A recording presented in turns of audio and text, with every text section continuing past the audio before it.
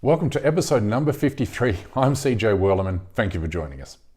In this week's episode, we reveal shocking new evidence that suggests Imam Tawhidi, the so-called Imam of Peace, has close ties to Israeli intelligence officials and was involved in a secret plot against Qatar.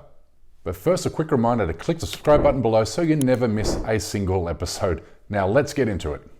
It's impossible to know where to start when discussing Imam Tawhidi, aka the Imam of Peace, aka the Islamophobia industry's fake sheikh. I mean, nobody, including me, had ever heard of this character until he showed up on a tabloid news program in 2017 to claim, without a single shred of evidence, that Australia's Muslim population is secretly plotting to turn the country into an Islamic caliphate. And a stark warning of a plan to alter Australia forever, to establish a caliphate here, right under our noses. The agenda is to create a country within your country. That's what it is. It's to create another country or another government within the Australian government. That's what I believe is their agenda. Tawhidi's modus operandi is obvious and hardly needs explaining.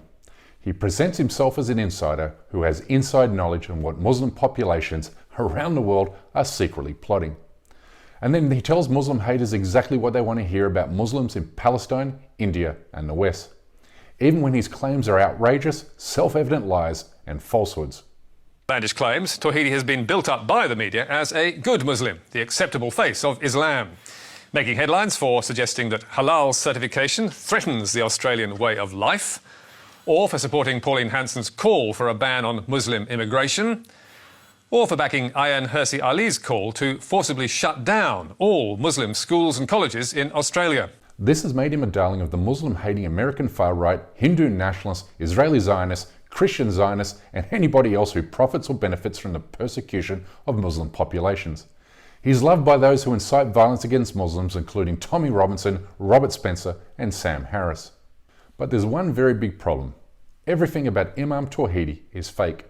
5 years ago, I, along with Australia's ABC News, conducted a series of investigations into Tawhidi. And what we found is startling. He's not an actual imam, and nor does he have an actual mosque or actual religious followers. In fact, the Australian National Imams Council has never heard of him. Our investigation also discovered that his claimed academic qualifications are fake.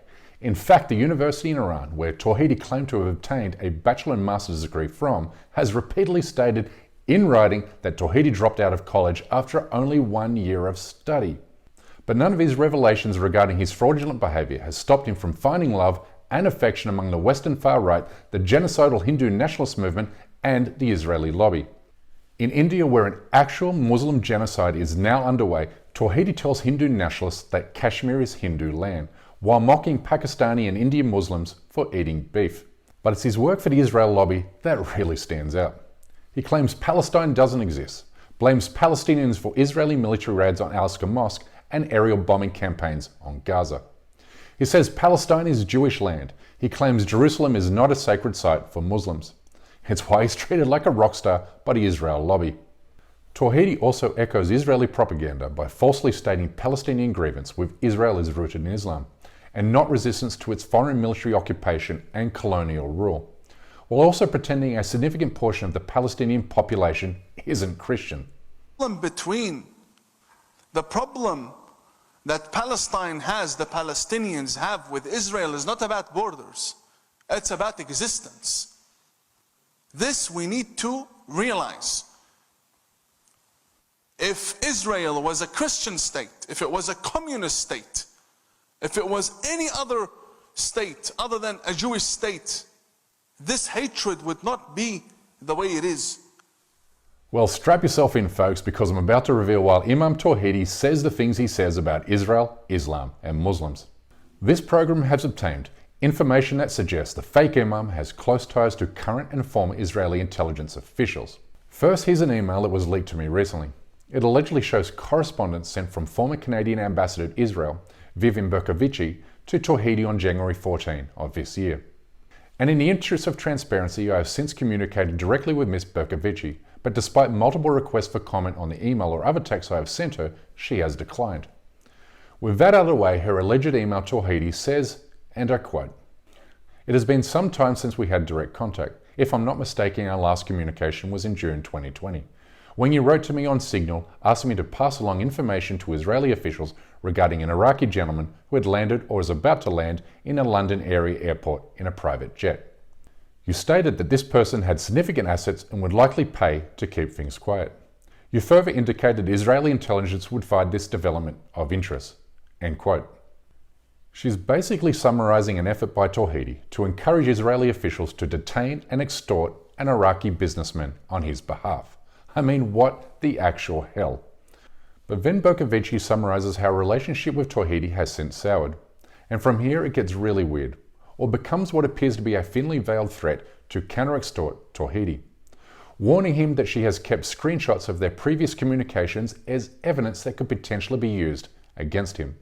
Berkovici then points to specific incidents that might embarrass Tawhidi should said incidents become public, saying, and I quote, "It was great meeting with you in Tel Aviv when you visited Israel secretly a few years ago. How time flies. It was early in the evening, yet for Bohemian Central in Tel Aviv to wake up. I'm sure that the shisha spots you moved on to later that evening in Jaffa were livelier." End quote.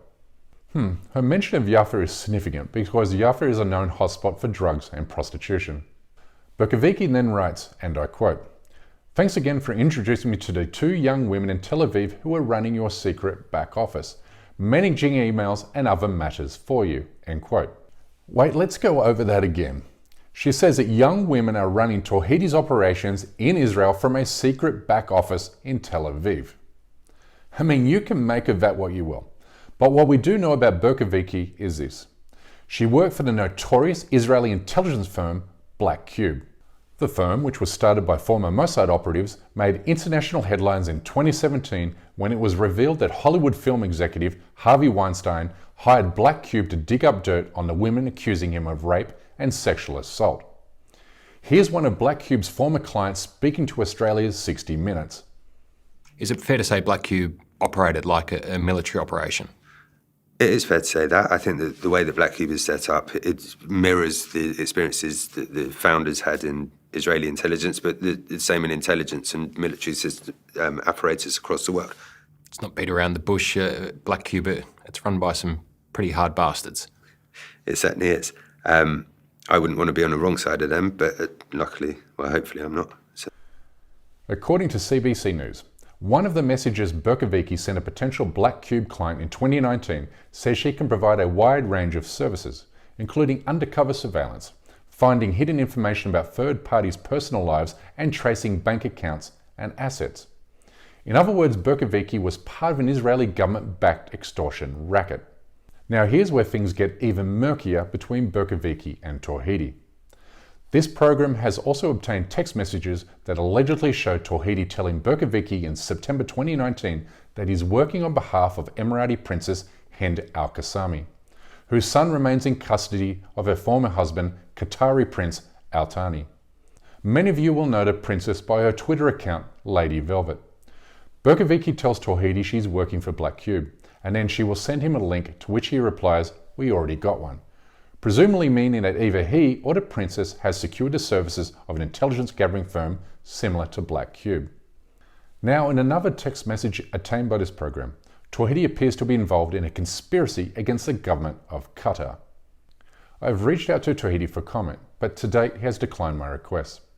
In a text he sent to the Emirati princess on an unknown date, Tawhidi writes, and I quote, "I have been making a few phone calls, exploring how we would gain you some leverage with the Qataris," end quote. He then goes on to say, and I quote, "There are some brilliant organizations that we could turn to for information. They will literally dig up anything about literally anyone. These become a shield of safety for you and your son," end quote. Tawhidi then offers suggestions for the kind of dirt she could use against the Qatari government, saying, and I quote, "You know them well. I need you to think of something that, if you possessed, would cause them headaches. In return, they would let you and your son go," end quote. So there you have it.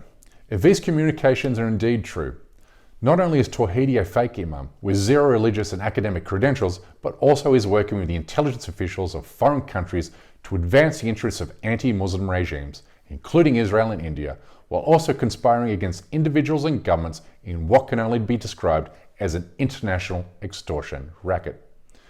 Thankfully, however, the Muslim world hasn't been fooled. particularly those who know him best in Australia. Within seconds, Imam Tawhidi's first visit to the Muslim heartland of Western Sydney was met with abuse. Thank you. What does that mean? It means may God curse you, you pig, you dog. Therefore, media organisations around the world have a responsibility to heed this advice. Now, we're not saying Tawhidi has no right to his opinions, but the media really should not be giving him a megaphone. Nor should they be presenting him as a voice of reason and the Imam of peace, when it's clear that some of his views are divisive, offensive, abusive, and just plain. You can find all texts and documents referred to in this episode on my Substack page. Anyway, that's a wrap for this week. Thank you so much for tuning in. Please like and subscribe to this channel and help spread the word of your friends and family on Facebook, Twitter, and Instagram. And we kindly ask you, please support this endeavour by becoming a member of this show at patreon.com/CJWellerman. We can't produce, sustain, and grow the show without your help, and we offer exclusive benefits to those who do.